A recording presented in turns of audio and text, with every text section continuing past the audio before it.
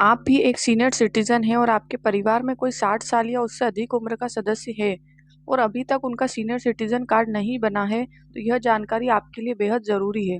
आज हम पूरी सच्चाई साफ-साफ समझेंगे कि क्या सच में सीनियर सिटीजन कार्ड बन रहा है या नहीं, इसकी ज़रूरत कितनी है और अगर आपके पास यह कार्ड नहीं है, तो क्या आपको कोई नुकसान होगा? सबसे पहले एक बात बिल्कुल क्लियर कर देते हैं कि इस विषय पर हम काफ़ी समय से जानकारी देते आ रहे हैं और लगभग हर बार लोगों का एक ही सवाल आता है। लोग कहते हैं कि जो वेबसाइट बताई जाती है वह सही से काम नहीं करती। अब कॉमन सर्विस सेंटर यानी जन सेवा केंद्र पर जाते हैं, वहाँ पैसे देने के लिए भी तैयार रहते हैं 100, 200, 300 तक। बट वहाँ से भी यही जवाब मिलता है कि अभी कार्ड नहीं बन रहा। वही जब सरकार दफ्तरों में जाते हैं तो वहाँ भी कोई साफ जवाब नहीं मिलता। तो आखिर सच्चाई क्या है? क्या सच में सीनियर सिटीजन कार्ड बनना बंद हो चुके हैं? तो इन सभी बातों को जानने के लिए वीडियो को अंत तक देखते रहिए और चैनल को अगर सब्सक्राइब नहीं किया है तो सब्सक्राइब भी ज़रूर कर लें। सीनियर सिटीजन कार्ड बना है या नहीं, आपकी उम्र कितनी है और आप किस राज्य से यह वीडियो देख रहे हैं, तो चलिए अब हम शुरू करते हैं कि अब दोस्तों सबसे पहले आते हैं सबसे ज़रूरी सवाल पर। क्या सीनियर सिटीजन कार्ड बन रहा है या नहीं? तो सच्चाई यह है कि आज के समय में भारत में ज़्यादातर राज्यों में सीनियर सिटीजन कार्ड बनना लगभग बंद हो चुका है। अगर पूरे देश के राज्यों को देखें तो मुश्किल से 2 से 5 राज्य ऐसे मिलेंगे जहां अभी भी यह कार्ड किसी न किसी रूप में बनवाया जा रहा है। बाकी ज़्यादातर राज्यों में यह प्रक्रिया कई सालों से रुक गई है। जी हाँ, कोरोना काल से पहले यानी लगभग 2019 तक कई राज्यों में सीनियर सिटीजन कार्ड बनते थे, लेकिन महामारी आने के बाद यह प्रक्रिया रुक गई है। फिर धीरे-धीरे बंद ही हो गई। अब स्थिति यह हो गई है कि समाज में 2 तरह के लोग हैं। एक वो जिनके पास 2019 से पहले बना हुआ कार्ड है और दूसरे वो जो 2020 के बाद 60 साल के हुए हैं, लेकिन उनका कार्ड बना ही नहीं। अब दोनों की ही तरफ से लोग परेशान हैं। जिनके पास कार्ड है वह सोच रहे हैं कि इसका कोई खास उपयोग नहीं हो रहा, तो क्या उनके पैसे बेकार गए? और जिनके पास कार्ड नहीं है वह सोच रहे हैं कि उन्हें सरकारी लाभ मिलेगा या नहीं। तो सीनियर सिटीजन कार्ड के जरिए मिलने थे वो लाभ क्या है, अब वे नहीं मिल पाएंगे। तो यहाँ तक दोनों साफ कहना है कि आपको परेशान होने की बिल्कुल ज़रूरत नहीं है। अगर आपके पास सीनियर सिटीजन कार्ड नहीं है तो भी आपको कोई ऐसे बड़े नुकसान नहीं होंगे, क्योंकि वर्तमान समय में सरकार ने ऐसी व्यवस्था कर दी है कि अब ऐसा कोई बड़ा लाभ नहीं है जो सिर्फ आपको सीनियर सिटीजन कार्ड दिखाने पर ही मिलेगा। आजकल लगभग सभी सरकारी और बैंकिंग सुविधाएं आपकी उम्र के आधार पर मिलती है, ना कि कार्ड के आधार पर। और सरकार ने खुद यह स्पष्ट किया है कि सीनियर सिटीजन की पहचान के लिए आप आधार कार्ड का इस्तेमाल कर सकते हैं। यानी अगर आपकी उम्र 60 साल से ऊपर है तो आपका आधार कार्ड ही आपके लिए पर्याप्त पहचान है।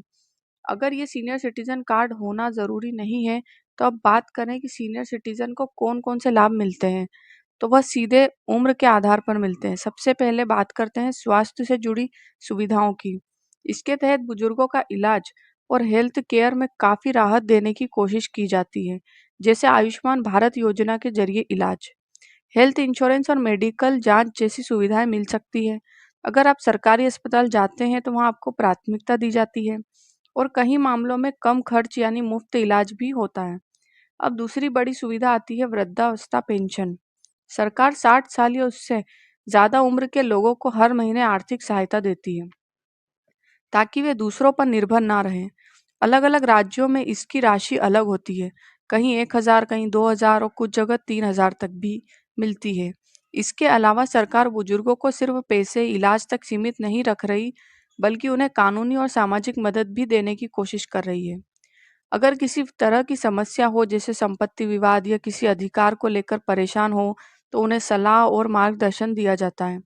कई जगह हेल्पलाइन नंबर और सहायता केंद्र भी बनाए जा रहे हैं। इसके अलावा रोजमर्रा की जिंदगी और यात्रा से जुड़ी सुविधाएं भी दी जाती हैं। सरकार को यहाँ उद्देश्य है कि बुजुर्गों का सफर, उनके दैनिक जीवन आसान और आरामदायक हो। जैसे कई राज्यों में बस यात्रा में छूट मिलती है, पहले इंडियन रेलवे भी टिकट में रियायत मिलती थी। हालांकि अभी यह सुविधा सीमित या बंद हो चुकी है।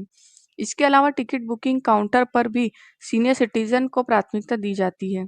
इसी तरह बैंकिंग सुविधाओं में भी वरिष्ठ नागरिकों को खास प्राथमिकता मिलती है।